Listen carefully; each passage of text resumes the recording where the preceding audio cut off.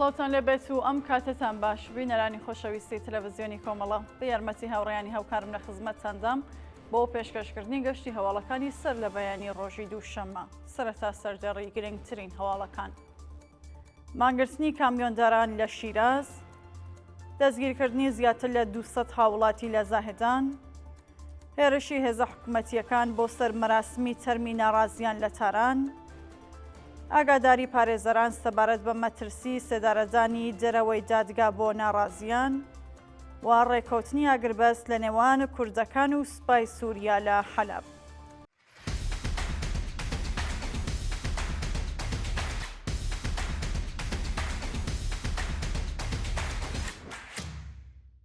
مانگرتنی کامیۆنداران لە شیراز.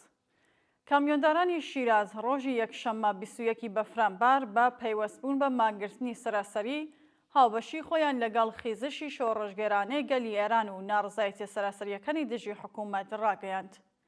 بەپێی راپۆرتەکان کامیۆنەکان لە پایانەکان و ڕێگا سەرەکیەکان وەستاون و شۆفێرەکان بە نەگواستنەوەی کاڵە ناڕزایەتی خۆیان لە دۆخی ئێستا دەربڕی.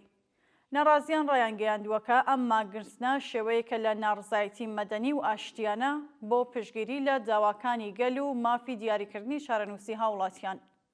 مانگرتنی کامیۆنداران لە شیراز لە کاتێکدا ئەنجامدراوەکە لە ڕۆژانی ڕابردوودا چوینە جیاوازەکانی کۆمەڵگا وەک بازاڕیان، مامۆستایان، کرێکاران و شۆفێران لە شارە جیاوازەکان بە بەشداری لە ناڕزایەتی و مانگرتنەکان دژی سیاسەتەکانی حاکم و سەرکوتکردنی ناڕزایەتی کاران وەستاون. دەستگیرکردنی زیاتر لە 200 هاوڵاتی لە زاهدان. لە دوو ڕۆژی ڕابردوودا هێزەمنیەکانی ڕەژیم لە زاهدان زیاتر لە 200 هاوڵاتیان بە توندوتیژی و لێدان دەستگیر کردووە. بەپێی راپۆرتەکان کەسانی دەستگیرکراو لە بارودۆخێکی نالەباردا ڕاگیرەون، لە هەر زیندانێک نزیکەی 40 کەس هەڵگیراون و هێزەمنیەکان بە جنێودان، لێدان و هەڕەشەی کوشتن مامەڵە لەگەڵ دەستگیرکراوەکانیان کردووە. هەروەها ژمارەیەکی زۆر لە دەستگیرکراوان ژنن کە ئەوانیش تووشی توندوتیژی بوون. لە هەمان کاتدا خێزانەکانی دەستگیرکراوان بەهێنانی وێنە و زانیاری منداڵەکانیان لە پێش دامەزراوە ئەمنی و دادگایەکانی ڕژیم کۆبوونەوە، بەڵام تا ئێستا هیچ وەڵامێکی ڕوون بە داواکانیان نەدراوەتەوە. پشتیوانی ڕێکخراوی نەرگس محەممەدی لە خیزشی سەراسەری گەلی ئێران.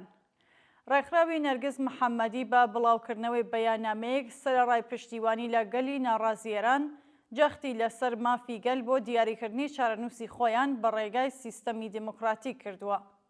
لە بەیاننامەکەدا هاتووەکە گەلی ئێران مافی ئەوەیان هەیە بە ئازادی، بە ڕەفاه، کەرامەت و ئاسایش لەناو کۆمەڵگایەکی دیموکراتیک و لەسەر بنەمای مافەکانی مرۆڤ بژین.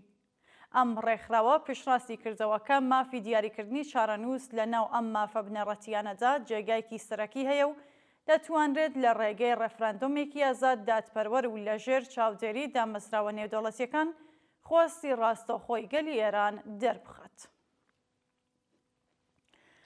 داخرانی کافێکانی وریا غەفووری لە تاران.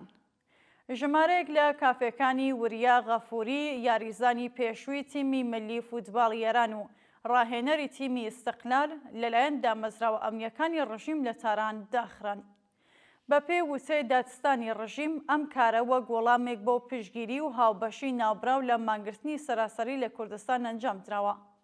داخرانی شوێنی کاری وریا غەفووری و تەشکیلی پەروەندەی قەزایی لە ئەم بارودۆخەدا وەک سزادانێک بۆ دەربڕینی هاوبەشی مەدەنی لەگەڵ داواکانی گەل هەڵسەنگێنراوە.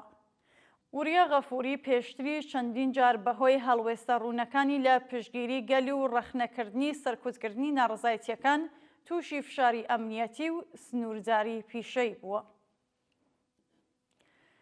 هێرشی هێزە حکوومەتیەکان بۆ سەر مەراسمی تەرمی ناڕازیان لە تاران.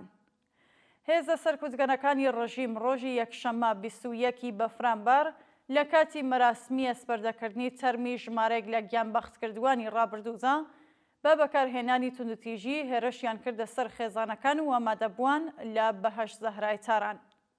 بە وتەی شایەت حاڵان هێزەکانی ڕژیم بە تەقاندنی گازی فرمێسکڕێژ و بەکارهێنانی چەکی پێندباڵ هەوڵیاندا مەراسمەکە بڵاو پێ بکەن و لە بەردەوامبوونی کۆبوونەوەکە ڕێگری بکەن.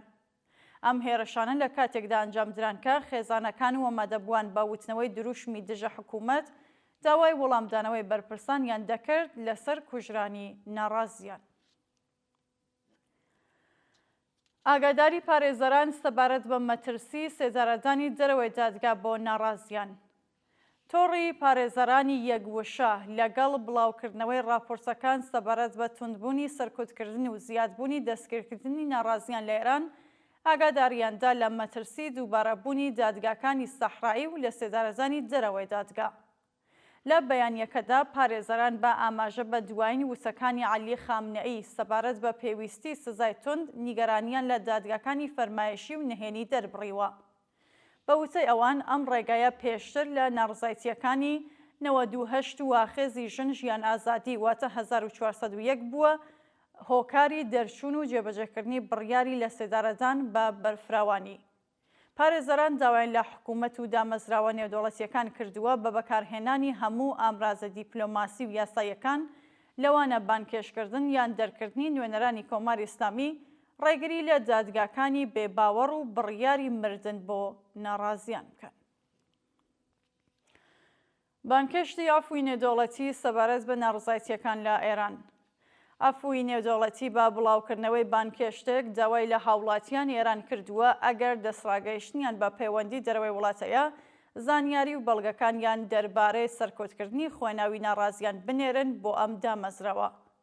لە بەیاننامەکەدا هاتووەکە دەسەڵاتدارانی کۆماری ئیسلامی سەرکۆتکردنی مەرگبار لە سەرانسەری ئێرانی تونتر کردوێتەوە و بە پشڕاندنی ئینتەرنێت هەوڵ دەدەن قەبارەی ڕاستەقینەی تێکدانی مافەکانی مرۆڤ و تاوانە نێودەوڵەتیەکان بشارنەوە.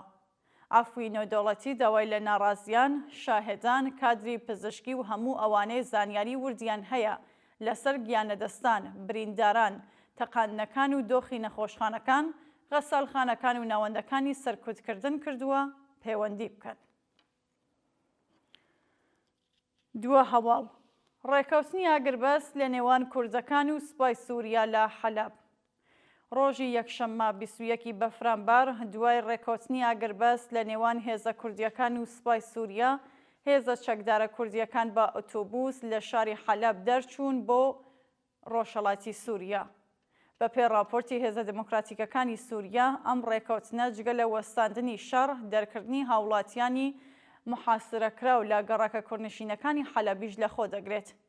شەڕەکە ڕۆژی سێشەممەی ڕابردوو دوای وەستاندنی گفتوگۆکان سەبارەت بە یاخستنی هێزە چەکدارە کوردیەکان لە ناو سوپای سووریا دەستی پێکرد.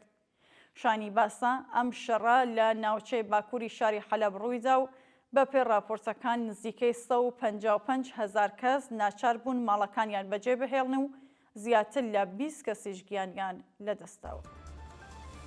بینەرانی خۆشەویست هەواڵەکانتان پێشکەشکرا هەر شاد و ئاسوودە بن.